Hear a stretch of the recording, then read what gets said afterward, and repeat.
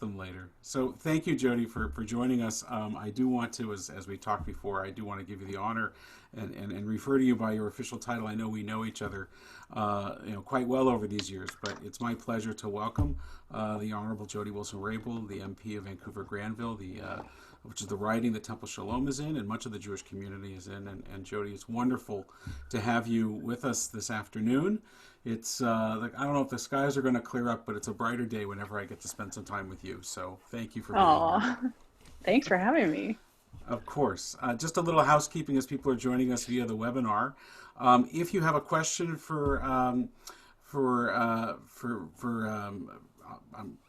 if you have a question for Jody, I'm going to trip over my words the whole time. You can use the Q&A button down in the bar at the bottom of the Zoom screen. Don't use the chat for your questions.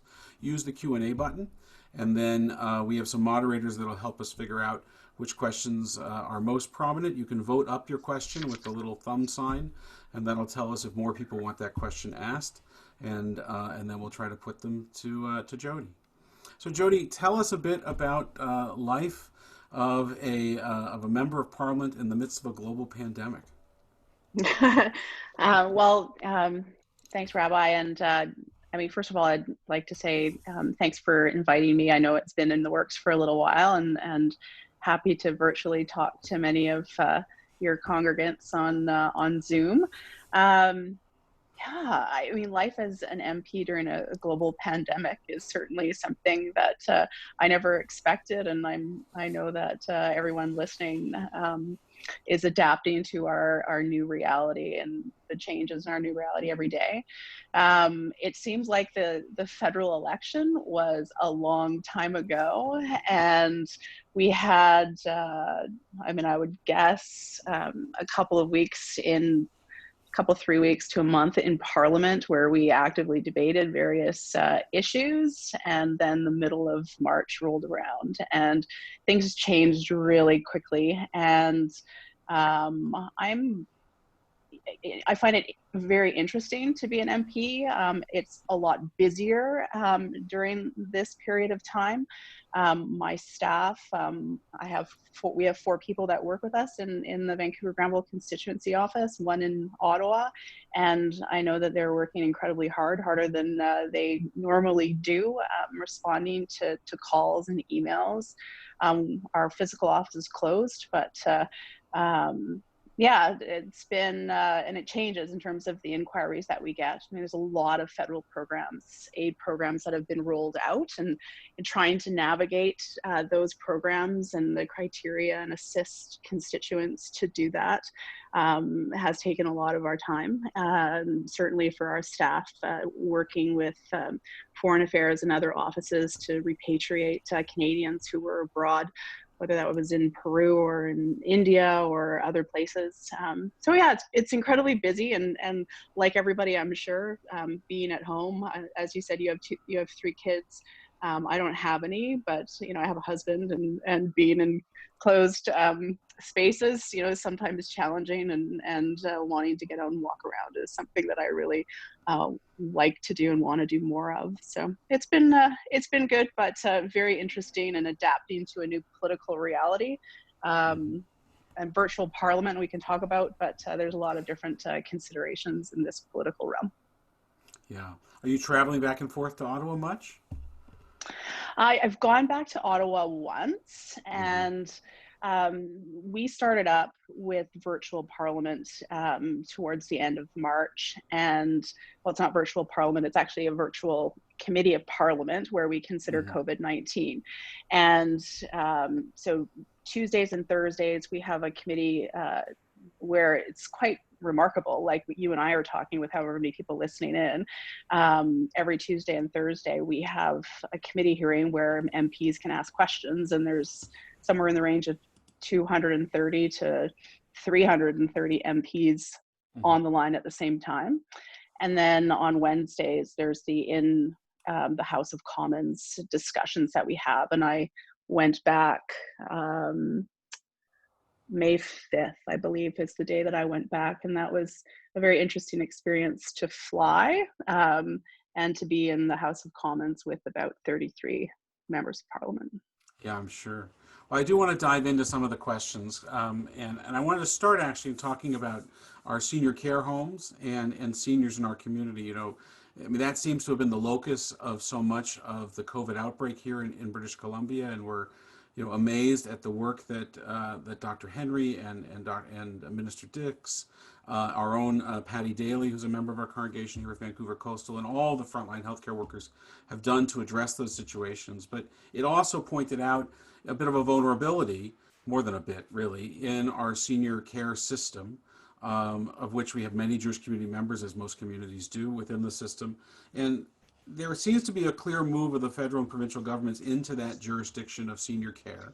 And then the Prime Minister a few weeks ago also admonished us that we shouldn't have soldiers caring for seniors, as they were called in to help and to provide some additional support and relief within the care homes. Do you see a scenario where the federal government or the provincial governments would nationalize a senior care system? And if you do, what do you think that might look like? Well, I do see a scenario where there would be at least national standards in terms of long-term care for elders, some standardized role and around employment and hours for personal support workers. I mean, I agree with you, and I think that there isn't a Canadian across the country that hasn't been exposed or hasn't had to deal with one of their relatives getting older and needing that care. And if COVID-19 and this pandemic has exposed anything, it's exposed the incredible impact that it has on vulnerable people among us. And I know, like you and people at Temple Sholom, I mean, how we treat our most vulnerable is indicative or says who we are as a society. And I think that all of us, certainly the federal government, the provinces, and Canadians generally need to take some stock about what has happened and how the impact has been more pronounced, particularly in seniors in homes. So I know that the Prime Minister and premiers and health leaders have been having conversations about how they can come together and provide guidelines for seniors care and long-term care facilities.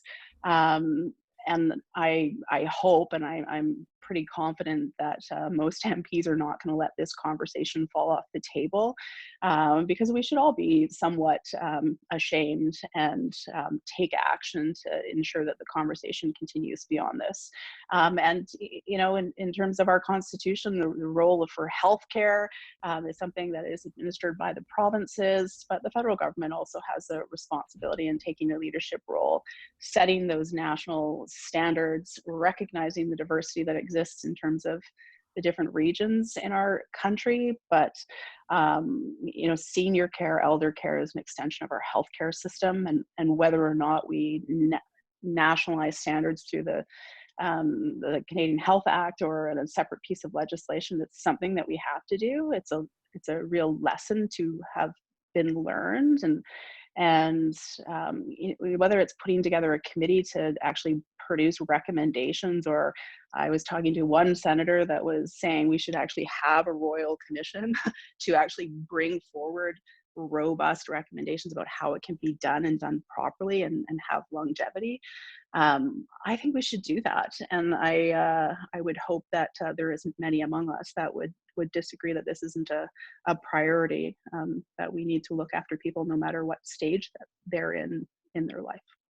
Yeah, no, I think that we're completely on the same page, and you're right. Within all cultures that I know and communities, the care for your parents or that generation is reflective, both of the love that they gave you in your own life that you're giving back to them, and it speaks to, amongst the care of the most vulnerable, the values of society.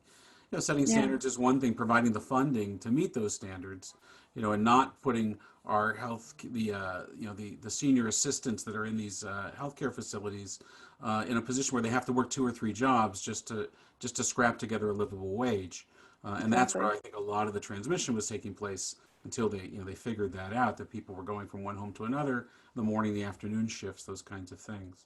So And yeah, I hear I hear that. Sorry, Rabbi. I mean, I hear that on the same vein that the Canadian Forces members that are working in care homes are now contracting COVID-19. So it's not the solution. It's a temporary one, but something more long term is what we need to find. Yeah. Oh, good, good. Um, you know, Temple Shalom's a nonprofit. It's a charity, and many of us, though we're not frontline medical workers, we're on the front lines very much of the emotional and social supports that are necessary within our communities, and that goes, across faith communities and certainly into, all the other nonprofits and charities that are trying to do this work on the downtown east side here in Vancouver and within Indigenous communities and all of those things. As we start to try to come back into our facility, whether it's for in-person worship, which I think our community has agreed we're going to go slow with and start maybe outdoors and wait and see. But just as we start to come back into our facilities, there's going to be infrastructure changes that we're going to need to make, cost to us to become suitable workplaces for the professionals that work there and for our volunteers that come into the building to provide proper social distancing, the proper sanitation, all the cleaning that goes on. The federal government was really quite responsive when synagogues and other faith houses of worship needed to create more robust security for the hate crimes that were ramping up within the country and particularly in the province, anti-Semitism, particularly here in British Columbia. And they created the SIP grant, the Security and Infrastructure Program. I'm wondering if the federal government would consider either adding on to that so that nonprofits and charities, and particularly houses of worship, could receive assistance. We're not for profits. We can't pass these costs on to our members. Um, or creating some other kind of program that would provide that kind of support so these places like Temple Shalom can better provide the services to our members without having to take the financial hit that's going to come and without a way to increase revenues to pay for it. Right. Well, I know that you had sent on, a query in this regard to me earlier, and I mean, it's an important question. And I'll say a couple of things. First of all, I think that the work that Temple Shalom does, that so many organizations within the Jewish community in Vancouver, Granville, and beyond, and organizations not-for-profits generally do, has been extraordinary to fill some of those gaps. Certainly, to take care of people within our community. So I recognize the extraordinary work that has been done and the resources online and otherwise. Anyway, back to the question that you asked. I literally asked it, is it Friday today? It is. Yesterday when we had our virtual parliamentary committee. And so I asked your question, Rabbi, of the minister, I can't remember her title, Bardish Chagger. And like many questions in question period, you don't necessarily get answers, but I'm glad that I was able to ask it. And there was reception by her to the reality that that we're in an extraordinary situation, and that there are a lot of organizations, charities, and not-for-profits that are filling a lot of those gaps. And historically, that has been so where government programs and services aren't providing the necessary needs for communities. So, I would say that it's something that we should continue to work on together to press governments for. And to their credit, the federal government has introduced so many different programs. Obviously, in this rapidly changing world, some of those programs need to be adapted, and that's where other parties and members of parliament have assisted, and that's been good. But saying that, I think that this is something that we need to continue to ask the question on, and because it's such an extraordinary circumstance, and trying to get back to whatever our new normal is, to enable faith-based organizations to actually come back together, however that it will manifest, and have the necessary infrastructure to protect the health and safety of people is important. And whether it's a bridge to a new reality, if you're getting money from the government, doesn't necessarily make you a charity in that regard, but there needs to be some bridging for the reality back to the new normal. So I would say for you and others that we continue to work on this with the government. Great. I'd love to do that. I mean, because we want our gathering places, all of them, to be safe for people to gather into. And whether we're going to be 50 or less for some time, or God willing, be able to gather in large groups again, we want everybody to feel, we want them to feel safe in their sanctuaries. I mean, that's the whole idea. Yeah. Can I And ask you a question, Rabbi? of course, sure. Just on like coming together in your sermons, do you know how many people um, are tuning in to your sermons? Like just an Do. Yeah, idea. no, it's in the hundreds, which I can't say Oh, was a good. normal thing on a, normally on a weekend we'd have between the two services, a Friday night and a Saturday, maybe 120 people or so, and we've probably tripled that online now. I don't know if people are staying all the way through. Maybe they get to the sermon and that's when they leave. I should probably front load. um, but no, it's remarkable. And as we were talking just before we started, that the accessibility that the internet has provided here for those that are homebound, for those that are immunocompromised, as we get later in the year, people don't want to drive at night, because it's Yeah. dark and it's wet. And so my sense is that we're going to be living in this sort of dual reality, that this hybrid. Probably, this will be one of the things that lingers. God willing, the pandemic goes away, but this will linger, and we'll have to live in that space. In I fact, agree. this whole program was provided by funding that came from our members to make sure that we had the technology to do this through our Caring Community Fund. In Right. addition to providing, for basic and essential needs for congregants, who find themselves in really precarious economic situations. But yeah, we didn't have this technology quite as robustly until this moment. So there's nothing like a crisis to create innovation. That's right. Absolutely. I'm tired of innovating. I don't know about you, but it's like every day I got to create a new way to do a 3,000-year-old tradition. But I want to talk about the borders, and I'm a U.S. Citizen, a Canadian permanent resident. I apparently was this close to citizenship, and now the whole pandemic. So I'm waiting for the letter, but Okay. I'll let you know when it comes. But I do look over the border, and I see my family down there, and certainly friends, and being in British Columbia and seeing how the pandemic kind of had one of its first hotspots right over our border in Washington State. Um, I wonder about those conversations that are taking place. I'm of two hearts. When the border is closed, I feel safer right now, just given what I see on the news. But at the same time, I feel much more distant, and a longing to be able to see my parents and have reunifications and stuff. When those conversations take place, what process is being used to evaluate how long the border should stay closed to non-essential, commerce or travel? And are we equal partners in that conversation? Are we really the sovereign nation at the table, or is America the big neighbor in this, or the big kid on the block? So could you let us behind the scenes a little bit of that and share a little bit of how the sausage is made, to quote him? Sometimes we don't want to actually know how the sausage is Right. made, as you know, but yeah, I mean, I can try. Yeah. I mean, happy to reflect back to some of the time when I was Minister of Justice and involved more Yeah. deeply in those conversations with our American neighbor. But I mean, I guess the question about whether or not we're equal partners, I mean, this is a very, very age old and important question. And um,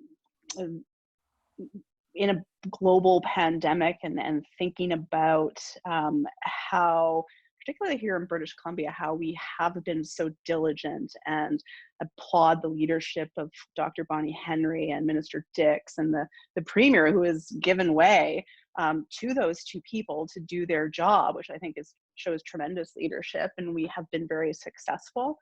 I think that we and our relationship with the United States, I think we're in a different reality right now than when the current president was elected, and I was a minister at the time, and trying to figure out what he was going to do and not do, and wanting to ensure that we maintain that positive relationship with our biggest trading partner, and the recognition that people like you have family in the United States.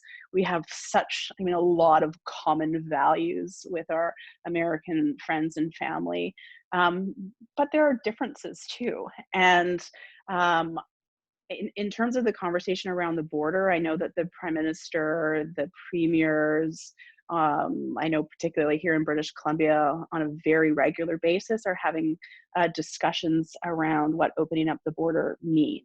And I'm so thankful, I don't know about you, but that the borders are going to remain closed until June the 21st and likely beyond that.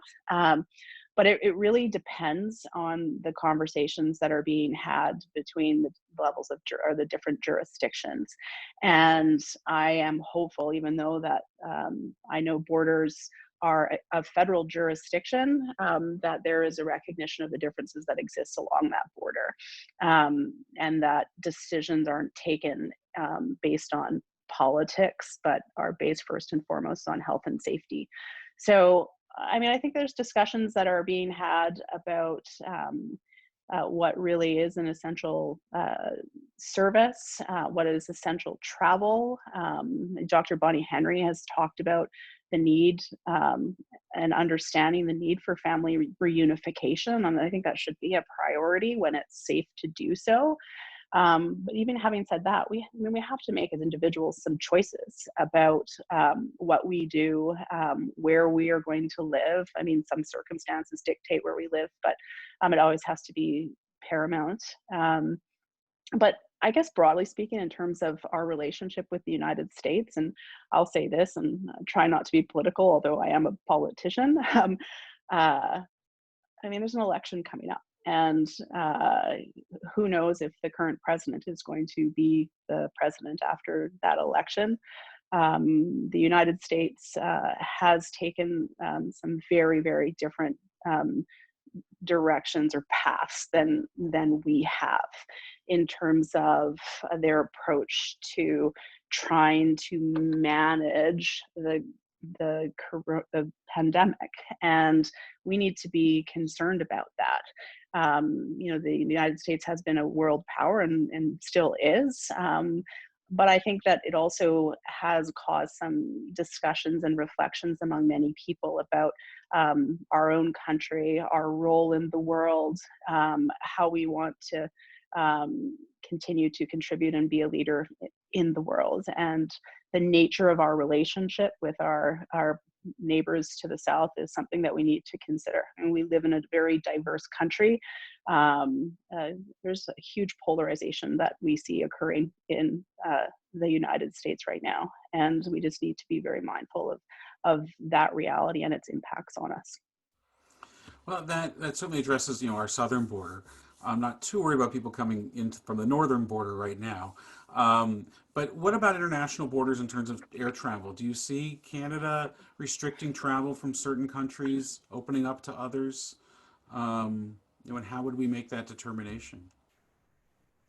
Well, I mean, I think it's a difficult determination, as reflected by some of the conversations and statements that we've heard from federal ministers about actually deciding to close the borders.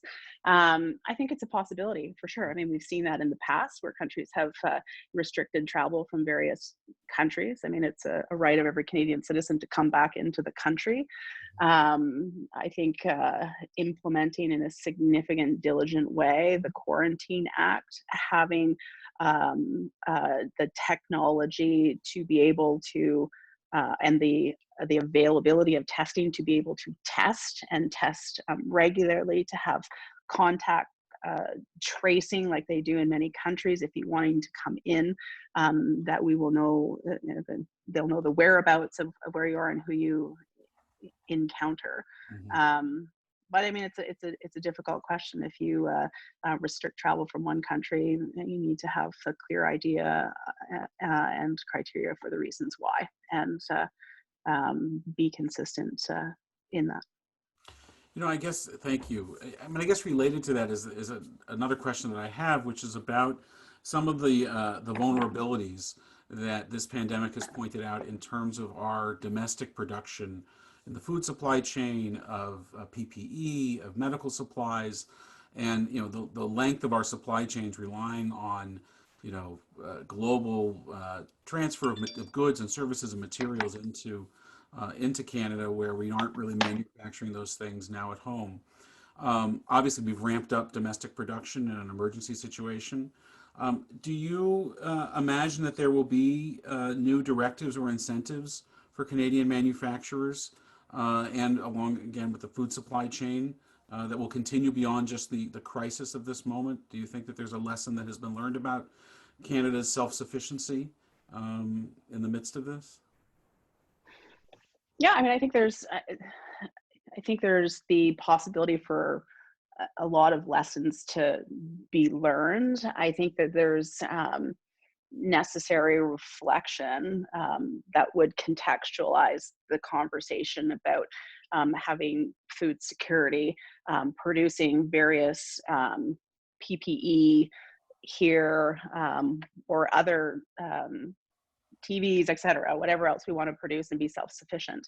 I mean, broadly speaking, we live in a global reality, or we have, and now we're considering what living in a global reality means in terms of transmission of a deadly virus. And we're seeing throughout the world that many nation states, including ours, because we have restrictions in terms of entry and travel, are putting up walls, when since the Second World War, as you know, we have been taking those walls down, and we benefit significantly from international trade and commerce, in the sense, obviously, that we get goods a lot cheaper when we have trade with other countries and have production elsewhere. So as a general comment, if we need to know what we're prepared to pay for certain things. If we are going to produce a television, for example, in Canada, it's going to cost a heck of a lot more than it does right now. We have seen, in terms of PPE, we've seen various companies manufacture PPE. There's going to need to be regulations around it if that's going to continue. Those companies, and the government for that matter, if this is a decision that's made, is going to have to determine if there's that market for the PPE. So I think there's a lot of different considerations, but I think broadly the consideration between, do we actually live in a global world, which I think we did and we do, and recognizing the fundamental interconnectedness between all of us. The virus exemplifies that more than anything, and the need to understand that global reality while ensuring that we protect health and safety. But I mean, in terms of food security, I think that we have lots of opportunities to be able to, more than anything else, to ensure that we have food security, that and we have seen it in Vancouver, that we're supporting local businesses, that we're, my mother and my husband started a garden, like a growing vegetables, like so people can shop locally, or eat off the land and what grows from it. And we're seeing a lot of people, particularly up in the north, are going back on the land and living off the land. So if there's a way, and I think it's important that we recognize that we can have our own domestic food security, it's an important thing to work towards. I mean, we've addressed challenges that exist in the dairy industry by way of legislation. We see what happened with the Carhill food processing plant, and we've seen disruptions in our supply chain, and the ability for us to actually be able to distribute the overproduction of some of our dairy products, for example, has been problematic. So addressing the supply and domestic food security, I think, is a really important conversation, and we should work towards that. Yeah, I mean, something I know you and I care deeply about is our connection to the land, and the impacts that we've had. We were talking a lot about global warming and the environment before the pandemic, and I think that the globe has been given a little bit of a Sabbath, a little bit of a rest, more than a little. We've seen the reports of cleaner air and cleaner water, and one of the biggest impacts we know is industrial farming. So to see things get a little smaller, and for us to get more local, the Temple Sholom started a Seeds of Hope project where we were donated by West Coast Seeds, thousands of packets of seeds that couldn't be resold, and our Oh, congregants are good. planting gardens on the condition that 10% or more of their gardens, and they're just coming into harvest now, go to the local food banks. And it's Oh, I great love it. people doing that. It's kind of our 2020 version of a victory garden, I guess. But So what's the best growing vegetable right now, Rabbi? we can't stop growing kale. It will, and my wife's the only one that eats it, so it's an issue. But kale is coming out of our ears. We're doing everything we can to get to get through it. But no, it's incredible to see our land respond as it has, and it's a reminder of our connection to it. And this whole pandemic has been a reminder of the human impact we have on our environment. But Yeah. there's also, I think, great pride that we get in being able to buy local, to buy Canadian products in the midst of this, to support our local businesses and this dine out one night or order in one night kind of thing for our restaurants. I love how again the blessings in the midst of the curse, how this pandemic has pulled our communities together. I want to ask one more question, then I'm going to go to the long queue of questions that are starting to pile up for us. And Mm. this is one that's of particular interest to me. Um, it has to do with universal basic income. And we've seen, and I know, and I read something earlier today about one of the studies that we really shouldn't equate the SERB program with UBI because it's a different situation. These are people that, how UBI or universal basic income would be distributed, how you do that, who receives it, how much it is. That's a whole big factor in it. But in an oversimplification, it is a little bit of a test of this idea that everybody needs or could receive a universal basic income, $1,000, $2,000 a month, that provides dignity, that recognizes human value, human worth, not just economic worth. And I know from talking to my own congregants who are out of work, those $2,000 or $4,000 if they're a couple has made a tremendous difference for them. They're not worrying about putting food on the table and the rent.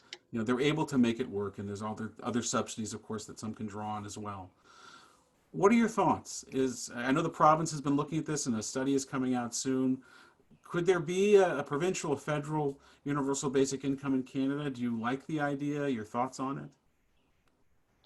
Um, I like the idea. I think that, I mean, I think we probably read some of the same reflections and articles about the relationship between SERB and the UBI.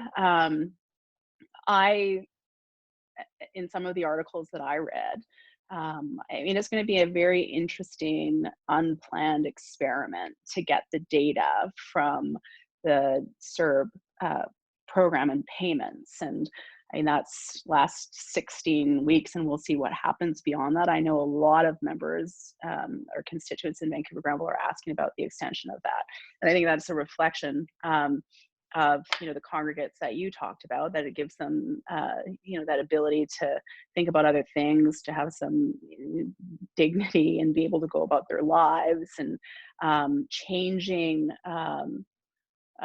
our index or how we look at health and well-being from being an economic one to a human one, I think is a really, really important thing that the pandemic has highlighted. And recognizing the value of work, for example. But I mean, I think that we're going in that direction for sure. As you said, BC has done some work in that regard, as have other countries throughout the world. The way that I think about universal basic income is, well, it's contextualized in my own background of being a proud Indigenous person. And in my culture, I mean, we're a very communitarian culture, and we believe in the redistribution of wealth. And however you have raised those revenues, they need to be redistributed to ensure that every member of a society can fulfill their role and is healthy, and the quality of life is improved when everybody has that ability to have that basic comfort. So it's an indigenous concept in my mind. Looking at a basic income for individuals, it certainly is something that I'm hopeful that the governments will continue to have conversations around. I haven't heard anything specifically around UBI from the federal government, although there have been parties certainly that have been advocating for it. I would be very open to having that conversation. And certainly, if COVID has presented anything in terms of uh, uh, how we can alleviate the administration and the costs of programs and services and the overlap and the challenges of who gets it and the criteria, a universal basic income would enable the redistribution of the money that's been raised to individuals. So I think it's something that is very worthwhile looking at. I'm hopeful that this is one of our lessons that we've learned. And I mean, it's tested us and it's made us recognize the vulnerabilities again that many people have. And if there is a way across the board, recognizing regional diversity and standards of living in different areas of the country, if there's a way across the board that we can provide the necessary money and livable income for individuals, obviously taxing people that make a lot more. But I think it's definitely something that for the vast majority of people that I've talked to and that call into our office is something that the door has been opened by the pandemic. Yeah, I guess that's one of the things that gets me through the days, and when I talk with my congregation, it's that, whenever there's a crisis throughout history, yeah, humanity has not always, but has always been given the opportunity. They haven't always succeeded in coming out better and having learned lessons from it and creating new models. That if we could come out of this pandemic a better society, a more just society, a more empathic society, there's no doubt that I would have rather have not had the pandemic and all the death and all the illness and the pain and all of that. But it's incumbent upon us to try to make it a better world and to come out, in better shape on the other side, so that we can face the next thing, whether it's this or the unimaginable, with those new abilities and partnerships. So I do Yeah. want to turn to some of the questions that we've been getting online, and there's been a lot of them, and I want to thank people for submitting them. And again, you can do that through the Q&A queue at the bottom of the screen. And if you see a question that you like, you can click the thumbs up button to vote it up. So the first one that comes in that I wanted to share with you is, so what, if anything, is the federal government doing or planning for people who are disabled? Many are high risk, have extra needs. Most have an income of around $1,100 a month, which already isn't nearly enough. 75% of the clients of our Jewish Family Services, which is our social service organization in the Jewish community, under 65 are disabled. So these are not seniors we're talking about, but they're the younger folks that are disabled. The government's talked a lot about helping the most vulnerable, but they don't seem to have addressed these needs nearly enough. So what are we? Yeah, it's Go sorry, ahead. go ahead. No, sorry. No, it's a good question and it's an important question. And I give and applaud the government for the programs that they have put in place and how those programs have been adapted based on need. Minister Qualtrough, who's Minister for Persons with Disabilities, has indicated very recently that there will be specific support coming for persons with disabilities. What that will be is yet to be determined. In fact, that was a question that has been asked by several MPs. So I think it's going to be coming to assist in various circumstances with respect to the challenges that people have. So I know that it is something that is on the radar, and hopefully that's going to be coming in the next week or so. I'm not sure the time frame. So along those lines, and you mentioned it before about when we were talking about the UBI and that we need to tax the wealthy. So we've been doing what I think is necessary for a society, and I think economic models show this. We've been throwing money at the problem, and that's been alleviating some of the pain. But where is this money going to come from when the bill is due? How are we paying for all of this? Well, it's a great question, and it is certainly a question that I and almost every other, well, not almost every, most MPs are asking. And I don't think there's anybody that would dispute the necessity of the programs that have been delivered, nor would they dispute the extraordinary cost that those programs that they cost. So there have been many questions of the Minister of Finance to give us when the federal budget is going to come, when there's going to be the fiscal projections, uh, and to enable us to have some discussion around where we sit in terms of our debt, in terms of the debt to GDP ratio, which is going to, it's still manageable, but we're trending in the wrong direction. And the amount of expenditure is certainly not sustainable. So there has been a big press to have these conversations, and I understand the Minister of Finance wanting to have concrete numbers before he gives that fiscal update, but that update has to come soon. And to your question about what we're going to do or where the money is going to come from, the challenge, I mean, be completely out there, is nobody wants to talk about that before the next election. Certainly the government doesn't want to talk about that, but we have to. And I mean, it's an opportunity to talk about what kind of society we want to live in, how we want to provide for people, the universal basic income that we talked about.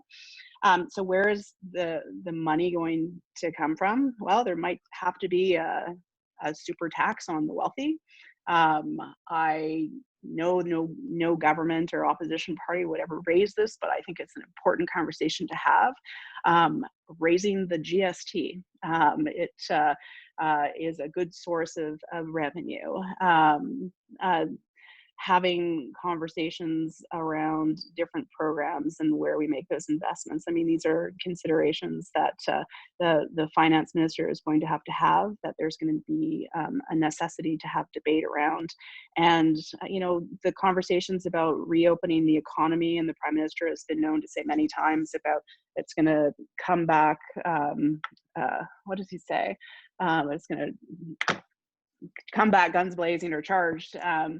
I mean, we really have to have a conversation around what type of economy we want to have when we come back. And I think, like, underlying all these things, I mean, yeah, of course we need to look at our GDP and our debt to GDP ratio.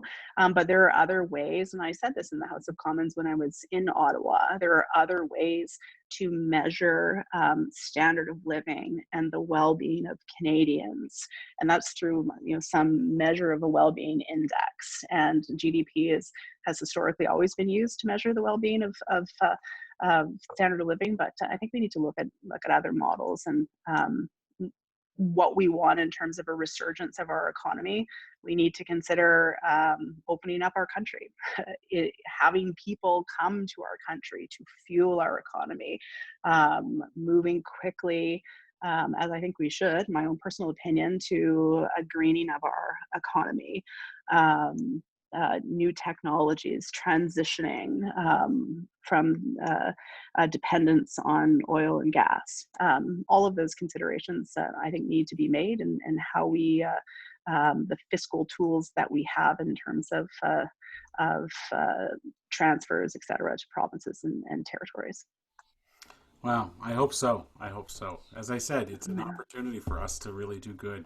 We have a bunch I of agree. questions piling up, so I'm going to try to run through these. I won't call it a lightning round, but we'll try to go Oh, quick. you want me to be succinct, No, Rabbi? it's I more. will. Um, you should always worry when the rabbi takes off the watch, because that just means they're not going to pay any attention to time. So, but I'll try to get through a couple of questions here. So one is along these lines of all these government programs. Do you think we have enough oversight and accountability? In Parliament, you mean? Yeah.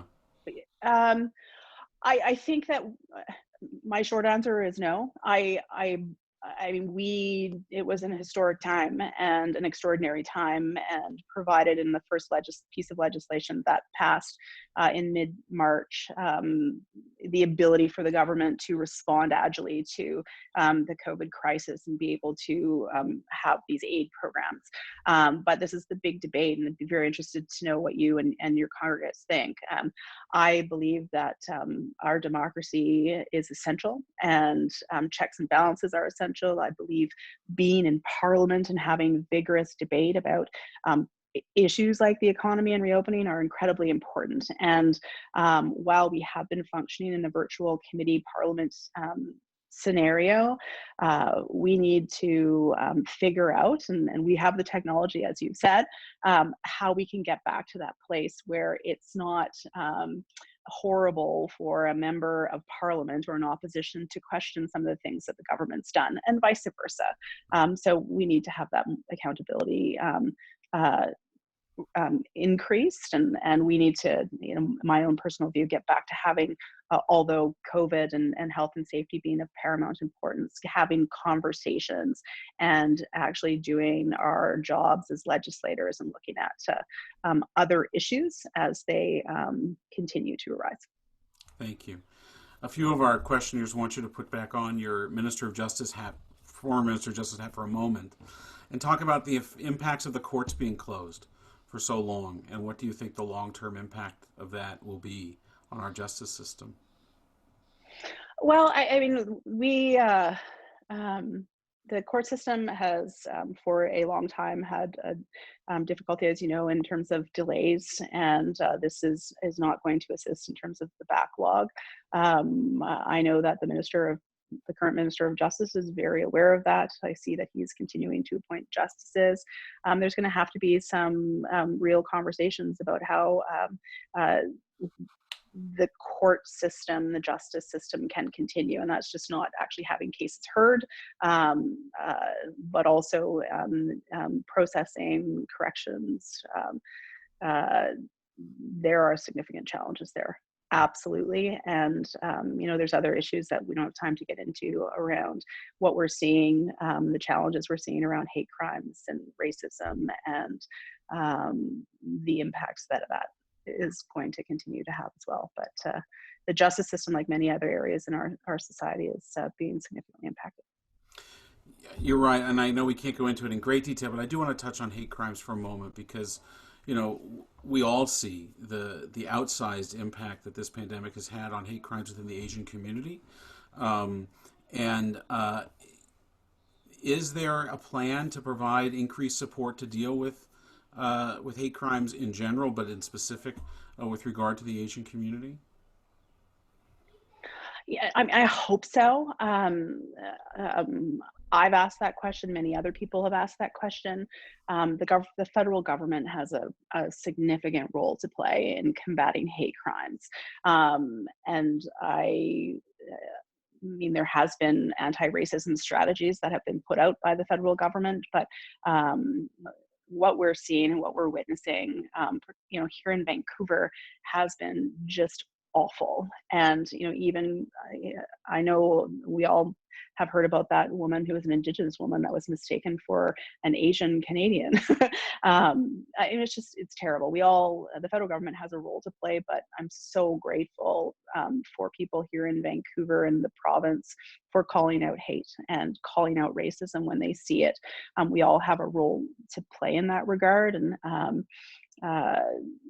there needs to be something done. Asian Canadians are as much Canadian as anybody else, and simply if we have a disagreement with the way another nation's state operates, it's no reason to be discriminatory or racist against Canadians. And I hope that not only to combat racism and hatred, in addition, I think that the federal government needs to be very clear and not or call out where another country is not abiding by the rule of law, and be very clear on their positions on those issues. Thank you. Can we talk about the Canadian China relationship in with regard to the pandemic? I know that we received some PPE that we had ordered from China that did not meet standards or was defective. There's been talk about partnering with a Chinese company with regards to vaccine development and even testing. on Canadians. What's the relationship between Canada and China right now? And I guess it's not necessarily related, but with regard to vaccine. So those are two separate questions, but there seems to be some overlap. So how are relations between Canada and China? And then can you talk about vaccines and plans for that and development? Well, I mean, honestly, Rabbi, on the first question, how is our relationship with China? How is the federal government's relationship? I mean, I don't necessarily have a clear answer on that. I know it is, there have been significant concerns raised by many members of parliament, raised by constituents around the two Michaels still being held against their will, around concerns with respect to how China governs itself and human rights issues that we have. Um, I I saw, and I mean, I know that foreign affairs and the intricacies of diplomacy are, as I said, intricate and complex. But I feel, not only for myself and other members of parliament, but Canadians generally are becoming more and more frustrated with the uncertainty in terms of the relationship between our country and China. Yes, we got China is the biggest manufacturer of PE, as I understand it, and we need to figure out what we do in that regard. I know time is short, but in terms of a vaccine, I am hopeful, and the Minister of Health indicated this the other day, that they're going to continue to work in our international community to find a vaccine. The only thing that I would say with respect to a vaccine, I know there's a lot of testing that's happening, is I believe, like with China, like with being standing up for human rights around the world, I Canada can be a leader in that, but Canada can also be a leader in terms of a vaccine. And when we have a vaccine, which is going to be, somewhat down the road, that we strongly advocate at the World Health Assembly for the distribution of that vaccine to the most vulnerable among us around the world, and then that distribution of that vaccine be equitable. That's a place where I believe Canada can play a fundamental role, and it's going to have to step up and take that leadership role. And even if challenges come with respect to it, I think it's incredibly important in our global reality and recognizing the vulnerable among us. I would agree. And speaking about the vulnerable among us, I think that we're all aware of the particular risk that our vulnerable communities, particularly our homeless population or those without the ability to safely shelter, experience in the midst of this pandemic. It's really highlighted our need to address that social issue.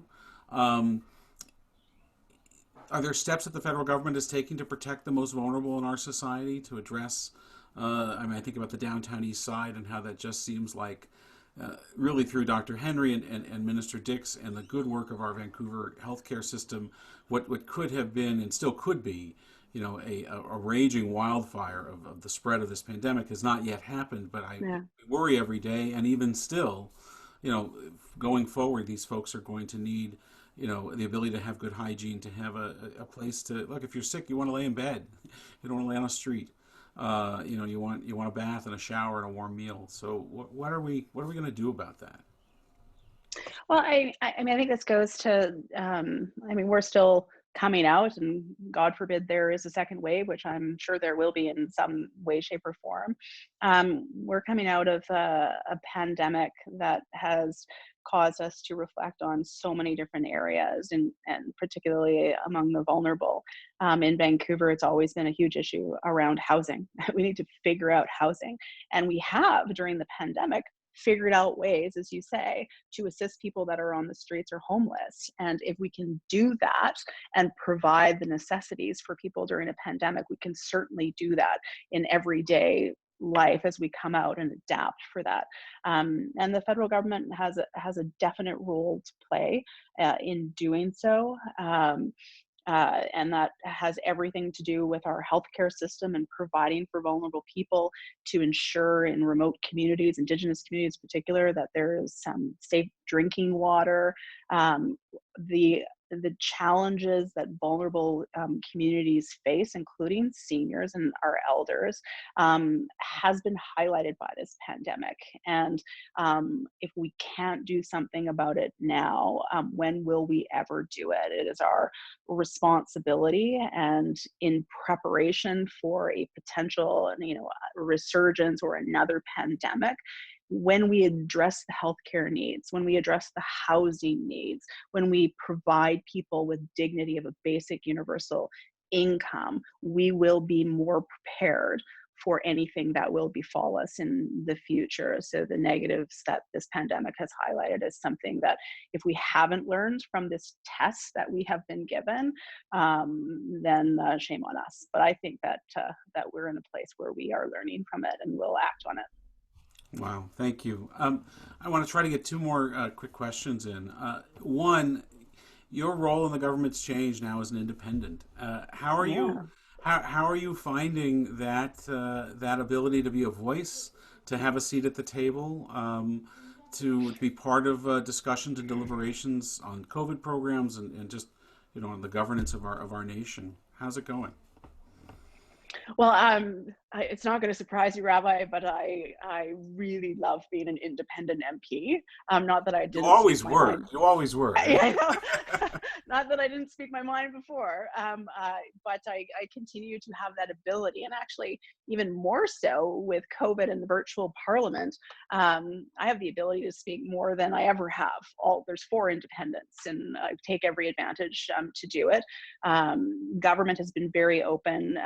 There's calls that happen every day where you can ask ministers, and they've been pretty receptive to having conversations. But the role of an independent in this pandemic has been extraordinary, and have been able to express the concerns of the constituents here in Vancouver Granville.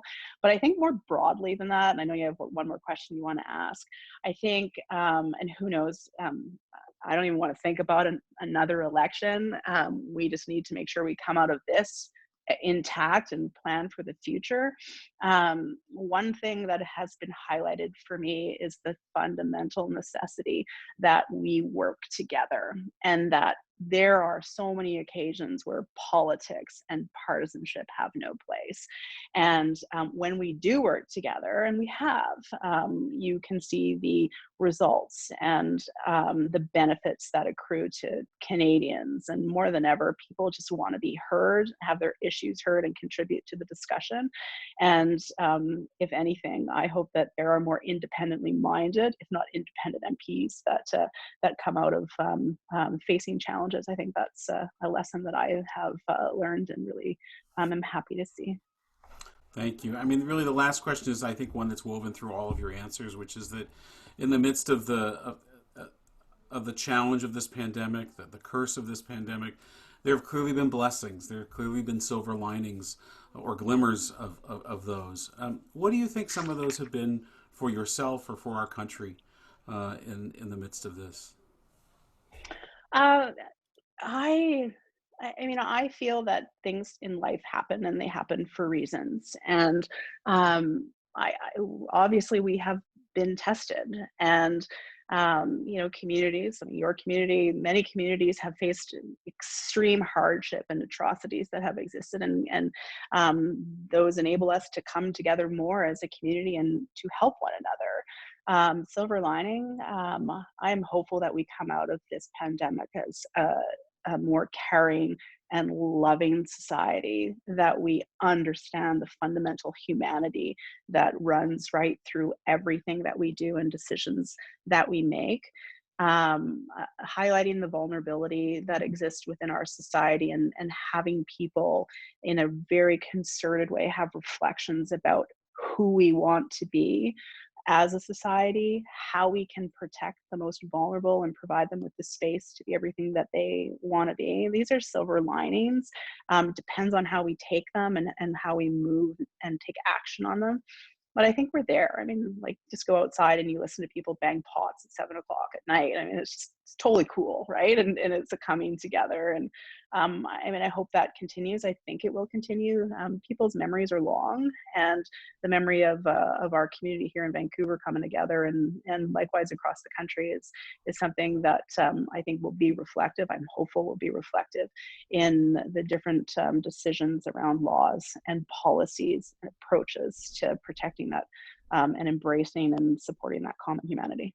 Yeah, I tell my children, I say, you'll tell your children or your grandchildren that you lived through the pandemic of 2020, and they'll ask what Zoom was, I'm sure, but Yeah, I know. you actually use the and but they'll also talk about the lessons of how we were home every night, and that Exactly. we were together and our neighbors were banging pots and pans in the same way that the generations before us told us stories about the wars and times when societies had to come together in crisis. Jody, I want to thank you so much for being so great during this webinar, for being such a tremendous partner with me and with our community. I want to acknowledge that this took place on Coast Salish lands, even in virtual space. And Yeah. we're grateful for that, and we're grateful for you. This webinar will be available for those that want to watch it again on our YouTube page. Temple Sholom has services tonight at 8:15. It's a special service because our high school graduates are being acknowledged. They're not getting the graduations that many of them plan to have, and as they graduate from our Jewish education program, we're going to give them an opportunity to be recognized and even to speak tonight at 8:15, and that's available on all these same channels. Jody, thank you so much for joining me. Thank you for the work you do for our community. It's always a pleasure. It's been wonderful to be with you. Well, I appreciate that, Rabbi. And if I could, I just want to thank you for the leadership that you've always shown and the guidance that you've always provided me. And I really, and I know that everybody feels this that's listening, want to, this is the politician thing, but it's so true to thank like all of our essential workers, all of our frontline workers and healthcare providers that have been able to navigate and get us through to the place that we are this pandemic. And I know that that work will continue. So thank you very much. You as well. Take care. I'll say Shabbat Shalom and stay safe and healthy. Shabbat Shalom. Take care. Bye. Bye.